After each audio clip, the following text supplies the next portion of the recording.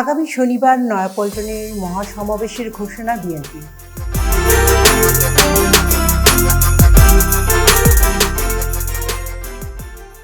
রাজধানী এভারকেয়ার হাসপাতালে চিকিৎসাধীন দলের চেয়ারপারসন খালেদা জিয়ার মুক্তির দাবিতে 3 দিনের সমাবেশ কর্মসূচি ঘোষণা করেছেন বিএনপি। গত বুধবার 26শে জুন দুপুরে রাজধানীর নয়াপল্টন দলের কেন্দ্রীয় কার্যালয়ে এক সংবাদ সম্মেলনে এই কর্মসূচি ঘোষণা করেন বিএনপির মহাসচিব মির্জা ফখরুল ইসলাম আলমগীর। এর আগে কেন্দ্রীয় কার্যালয়ে যৌথভাবে অনুষ্ঠিত হয়। মির্জা ফখরুল বলেন, খালেদা জিয়ার নিঃশর্ত মুক্তির দাবিতে আগামী 29শে জুন বিকেল 3টায় রাজধানীর নয়াপল্টনের বিএনপির কেন্দ্রীয় কার্যালয়ের সামনে সমাবেশ। 1 জুলাই সারা দেশের মহানগর এবং 3রা জুলাই জেলা সদরে সমাবেশ হবে। তিনি আরও বলেন, খালেদা জিয়ার মুক্তির আন্দোলন আরও বেগবান করা হবে।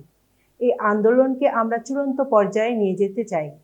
সংবাদ সম্মেলনে উপস্থিত ছিলেন দলটির স্থানীয় কমিটির সদস্য মির্জা আব্বাস, গয়েশ্বর চন্দ্র রায়, চেয়ারপারসনের উপদেষ্টা ডক্টর ফরহাদ হালিম ডোনার, সিনিয়র যুগ্ম মহাসচিব রুহুল কবির রিজভী, যুগ্ম মহাসচিব খয়রুল কবির খোকন, হাবিবুন নবী খান সোহেল, শহীদ উদ্দিন চৌধুরী এনি, আব্দুস সালাম আজাদ, চেয়ারপারসনের বিশেষ সহকারী শামসুর রহমান শিমুল বিশ্বাস, প্রচার সম্পাদক সুলতান সালাউদ্দিন টুকু প্রমুখ।